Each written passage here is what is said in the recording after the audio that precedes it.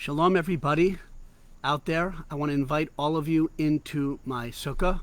I'm Rabbi Edelstein, director of MEOR DC, and it's not yet the Sukkot holiday, but times being what they are, I want to make sure that some people can at least share some time with me in my Sukkah, at least in this virtual way, if not in person, unfortunately, this year. Usually I come to many of you, some of you, with a 3-minute video roughly, and I sometimes go over. This has I'm making no pretenses about 3 minutes. We'll say 10 to 15 minutes at the most. I have a timer here. But it's such an important topic that I want to share with you. And as always, I'm speaking to myself. I have by no means mastered the important topic we're going to talk about, the topic that is actually central to the holiday of Sukkot. It perhaps defines it more than anything else. And that's why I hope you'll join me in my Sukkah, because whether or not you celebrate Sukkot, or to what extent you do, the concept at the core of Sukkot is something we all very much need, myself very much included. What is the concept at the core of Sukkot, the Jewish holiday that starts tonight, 7-day festival celebrated for 7 days? It actually goes into an 8th day and then ends with the culmination called Simcha Torah. But what is Sukkot? So our prayer book, composed by great sages, sums up Sukkot by giving it the title Zman Simchatenu, the time of our joy. Simcha, joy. The Torah itself, when it talks about the different festivals, singles out Sukkot for an extra expression and measure of joy. V'hayisa ach sameach, it says about Sukkot. You'll be exceedingly, ultimately joyous on Sukkot, even above and beyond, to some extent, Passover, Shavuot, other beautiful, wonderful festivals in our tradition. The question is why? Why is Sukkot the festival of our joy, the time of our joy? And again, as I said, whether or not you're going to keep Sukkot, and it's hard this year for different reasons, the lessons that we can learn from this incredible holiday about living with Simcha, trying to at least learn about Simcha, to live with it more, myself included, are precious and priceless. Why is it called Time of Our Joy? Many of you, and it's not just one answer. We're going to offer 4 perspectives, or 4 really strands that weave together, I believe, to make this the holiday uniquely in Judaism of Simcha, of joy. Any one of these strands alone could make a very good case that for that alone it should be called the time of our joy. But it's not that. It's 1, 2, 3, 4, probably more, but these are the 4 I'll talk about in our short time together. Come on in. I don't see many people. Join. There's plenty of room in my Sukkah. There's a beautiful Sukkah. It's not big, but it's homey and it's lovely. And I hope to spend as much time as I can in the next 7 days in the Sukkah, eating and hanging out, maybe sleeping if it's not too cold. It's a beautiful thing. It's a mitzvah to dwell as much as possible in every manner, except things that are like using the facilities. But besides that, everything else should be done ideally in the Sukkah. Anyway, okay, so come in, plenty of room. I'll get you a coffee later, but okay, why is Sukkot the time of our joy? I have my stopwatch right here, because it's definitely not enjoyable to have a rabbi tell you he's going to go 10 minutes and he goes 15 minutes. Okay, 10 to 15. Anyway, you might say, well, Rabbi Edelstein, Rabbi E, I've heard it's the harvest festival. That is true. The Torah specifies that we celebrate Sukkot at the time of the gathering in of the harvest, the ingathering of the harvest. Now, we're not so agriculturally attuned, but ultimately we're based in agriculture, our food supply, right? But certainly that is an element of Sukkot. And not just any element. It's the harvest time. I mean, I dare say every season has its joy, but the sense of completion of the hard work of the harvest of sowing and planting and reaping, and you bring in the riches of God's land, the land of Israel, especially the harvest is an incredibly joyous time inherently in an agricultural cycle. And so maybe you might say that's why it's really called the Festival of Joy. But I don't think so. Judaism is all for enjoying the physical world, and we're going to talk about that. It's an element of Simcha to appreciate the physical beauty, the physical delights, the sweet tastes of fruit and wine and honey and what you like, right? We believe in enjoying to its fullest extent the physical world. It's called gratitude. It's called appreciation. God made an incredibly beautiful world, colors and tastes in every manner. But is that the totality of the Jewish concept of Simcha? In other words, a bountiful harvest, lots of food, lots of great wine, and Israel has some great wines, right? Is that going to entitle the holiday to be called, or rabbis to call it, the Torah to call it a time of Simcha, of joy? I don't think so. Judaism is not just about physical enjoyment, though that is a precious aspect of life, and truthfully, as some of my colleagues have been mentioning recently, it's something I teach a lot too, a commandment that God actually gave, the first commandment that God gave to Adam in the garden: eat, you shall eat from all the trees of the garden. And only then did God say, but don't eat that one tree of the knowledge of good and evil, not good for you, but eat, you shall eat of all the trees of the garden. A classic Jewish idea that enjoying the world is not only permitted, it's a mitzvah, it's a commandment, it's beautiful. But just physical pleasure doesn't spell Simcha. There's another strand to weave in. When does this holiday come, this holiday of Sukkot? Many Jewish people, of course, are very aware there's Rosh Hashanah, big news. We love that, incredible. Apples and honey. I know Yom Kippur is right after that, or a week after that. That's big stuff. And then people might know there's Sukkot, but they don't often put it together that it's all one continuum. New Year, cleansed from our sins on Yom Kippur, the holiday of Sukkot. In other words, that's a unique strand we woven into this holiday, that it's at the time of the year, the beginning of the year, but after Yom Kippur, we're wiped clean. The Zamboni machine has gone over the ice of the new year and our own neshama, our soul. So joyfulness, Simcha, is not just enjoying an incredible harvest, physical pleasures. It's enjoying those physical pleasures with spiritual clarity, with spiritual purpose, with spiritual mindfulness, all of which we gained uniquely on Yom Kippur. So that for sure is much closer to the Jewish idea of Simcha, enjoying the blessings of this physical world, but doing it in moderation, in a healthy way, not in an unbalanced way that leads to hedonism, that ultimately leads to depression and hangovers, right? To enjoy the bounty of the physical world, but do it subsumed in a life of purpose and meaning and direction and existential clarity, which we got on Yom Kippur, when we were forgiven from our sins, and we got on Rosh Hashanah. We remembered, with the help of the shofar and the prayers and the apples and the honey, how beautiful, how meaningful life is, how purposeful life is and can be in the coming year. So two elements of the Jewish view of Simcha, joy: physical pleasure, spiritual clarity and purpose and centeredness. Okay, but that can evaporate, I guess, maybe not right away, but it can evaporate. What's going to lock in and seal in that unique combination of physical enjoyment and spiritual elevation? Guess what? The third strand woven into Sukkot. We bring those perspectives, the beautiful blessings of the physical world and enjoying them, but doing it with a sense of purpose as part of a life of meaning. We bring it into a unique environment, a holy environment called the Sukkah. And 7 days we live with those perspectives in a spiritually, hermetically sealed, if you will, environment, which will lock in and internalize those perspectives of Simcha.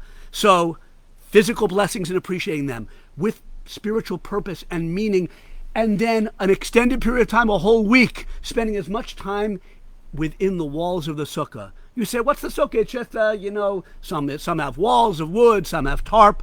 Oh, it's much more than that. The rabbis say that this is, as it were, we're being surrounded by the protective wings of the Shekhinah, of the divine presence. Every Sukkah has a Kedusha, a holiness, compared to the holiness in the Beit HaMikdash, in the temple, which was the spiritual center of the Jewish people. And it's not just an abstract, mystical angle. The Torah itself says it quite clearly. It says, and many Jewish people forget this, we understand that the inspiring aspect of Pesach, or rather the part of our history that Pesach connects to and that we relive, never just history, we relive the freedom of the Exodus. At Shavuos, we relive the receiving of the Torah, the giving of the Torah and us receiving the Torah. But what are we reliving in Sukkot? It says in the Torah itself, you'll dwell in Sukkot for 7 days so that all your generations will know that I, God, caused the children of Israel to dwell in Sukkot when I took them out of Egypt. So we are reliving God's protection, how he protected us in the midbar, in the wilderness. and we went out there with not much food, and we didn't have water, and there were wild animals and crazy things that could have happened to us and dangers all around, but Hashem protected us. Now, the sukkah represents both, or there are different opinions, the actual physical booths or tents we lived in as families, but also we, the Jewish people, were in a big sukkah. What do I mean? The Anane Kovod, the Jewish people in the Midbar, were surrounded on all sides by protective, miraculous clouds. They actually kept the temperature controlled, that we were not going in 150 degree. I'm not saying it was always easy to travel in the desert, but it was not what you think. We were protected by these Anane Kavod, these clouds of glory. The temperature, it smoothed out the road. Wild animals, snakes and scorpions, we were protected from. So, Sukkot, we come into this environment for 7 days, a holy environment, an environment where as much as possible, while eating and drinking and schmoozing and doing whatever we do in the Sukkah, we should call to mind, ideally, I'm surrounded by God's protection, by the Hashgacha Pratis, God's divine providence, which has surrounded the Jewish people throughout our history and still does. We need that perspective. Think about that, right? Because you can have a lot of physical blessings, a lot of wine in your wine cellar, and you can even have had a good Yom Kippur and feel spiritually pure. But talk about uncertainty, the times we live in. You can't have true Simcha unless you work on, talking to myself, emuna, bitachon, faith in God, faith in God's divine providence that never abandons us, even when it seems hidden at times and a state of darkness, perhaps like the COVID world today. So again, it doesn't mean you have to, at the beginning of Sukkot or after my short talk with you, have reached the summit of this perspective of God's protective wings, if you will, shielding us. No, but this is the best time to work on that perspective. 7 days to think about these ideas, in a sukkah or not in a sukkah. You know, just as God protected us in the wilderness for 40 years, he's protected the Jewish people through the worst of the worst and brought us to this day, thank God, alive and with our challenges, but almost half the Jewish people in the land of Israel, ancient homeland, Jewish people here, me communicating these ideas in rapid fire fashion over Zoom. God is watching over us, and we have to try to work on that perspective. In other words, you can have a lot of money and you can have even spiritual clarity about purpose in life, but without faith and trust, you're not going to feel secure. You're not going to feel happy. Again, I'm not at that pinnacle yet, but I'm happy that Sukkot gives us, Sukkot, the 7-day opportunity to work on that aspect of Simcha, appreciating the physical blessings of life with spiritual purpose and in an environment for 7 days where we can internalize that idea and that extra level, that those blessings of physical goodness, spiritual clarity, have a foundation in our trust in God, which we can work on, obviously, for this week and for all of our lives. But it's even more than that. That alone would be Simcha. But there's something much more important. Gather round, come in, there's room. That's the fourth element that I'll leave you with, the togetherness of the Jewish people. In the desert, we were all together. We were surrounded by these clouds of glory in one big, magnificent sukkah. And the sukkah, at every level, when you study the sources, embodies the idea of bringing in, gathering in. Like the harvest is the gathering in of the physical produce of the land, the sukkah gathers in families, communities, friends, the whole Jewish people. The temple, the Beit HaMikdash, was compared to a sukkah. Sukkah that King David conceived of, his son built. So, and in the Jewish scriptural, the prophetic writings, we're taught that Sukkot will be a time when all nations will have representatives coming to Jerusalem. There's a special idea of gathering in community, the community of all of us on Sukkot. We're lacking that very much this year. I'm not saying that all of these four elements are at their peak this year. Certainly that one is not. We're not having guests. That's one of the reasons why I wanted to do my little video here in the Sukkah now. Not having guests due to health concerns at the moment. But the idea of Sukkot, and many of you will be able to celebrate socially distanced, responsibly, whatever. But still, it's a time of community, joy, and family. So, you can have a lot of money in the bank and a lot of wine in the cellar, and you can have a spiritual clarity about your own mission in life.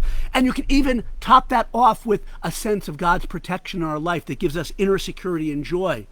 But if I'm all alone, we're not meant to be alone. Every individual among us, every human being is unique, special, important. But Sukkot stresses the togetherness and the unity. The four species, you've heard of them, 4 beautiful species associated with the land of Israel with a lot of rainfall. We hold them and we shake them on Sukkot, an esrog, a citron, a date palm branch, myrtle leaves, and willow leaves. We don't have them randomly separate, thrown around. 3 are bundled in one. The esrog, they come together. Not to get into all the symbolism now, but there ain't no true Jewish Simcha unless we're all together, unless all members of the Jewish people and truly, ultimately, all mankind realize that we got to stick together, we got to shake together, we got to work together. There's no true joy if you're all alone, and there's not a communal aspect to it. So I think I covered just about everything, and really one quick other idea. Joy in the Jewish view is connected to completion. Simcha is connected to shlemus, and that's like the word shalom, peace. And they all go together. When there's a sense of completion, like the harvest, which is a joyful time because it's a time of a completion of a whole cycle. Or like after Yom Kippur, when we completed the cycle of the high holy days, and there's a sense of completion. We took a hard look at ourselves and our lives, and we've come out elevated and pure and forgiven by God. That's our faith. That's a sense of completion. And then we come into the Sukkah. I felt a sense of completion when I built this. It's a humble little Sukkah, and my son Yehuda did most of it, to be honest. But I did a little bit. I put up a few posters. That's a sense of completion. And then when you're together with the Jewish people, not isolated units, but a klal Yisrael, and all mankind by extension also together, then you have an incredible sense of completion. We're not just isolated individuals. We're individuals who, to summarize the last time and then I'll let you go, individuals who are hopefully moved by the Jewish view that the physical world is beautiful and meant to be enjoyed. And it's a mitzvah to enjoy the permitted pleasures of this world, of which there are far more than forbidden pleasures, for sure. Like in the Garden of Eden, God said, eat of all the trees, just one tree, don't eat. The truth is that we're going to get to eat from it. Our sages teach, but just not right away. So that perspective of the physical pleasures of the world, but it can't just be physicality. That's hedonism, that's depression, that's a hangover. We want to have the joy with the wine and the food because we know we're living with a purpose. And we got that renewed clarity on Rosh Hashanah and Yom Kippur. And we come into the Sukkah and we lock it in by spending time in the holy atmosphere, surrounded by God's wings of protection, if you will, the Shekhinah, the divine presence. And we do it ideally with others, with our family, with our friends, with all of Klal Yisrael. May you have Simcha. If you have 4 species, wave them together and think about that. If you don't, again, I tell people, however, wherever you are on Sukkot, it's Sukkot. If you can't get to a Sukkah, next year in Jerusalem. May you all have a wonderful, joyous holiday. V'samachta b'chagecha v'hayisa ach sameach. You shall rejoice, the Torah says, with your holiday and with everything it represents. And this holiday uniquely teaches us about joy.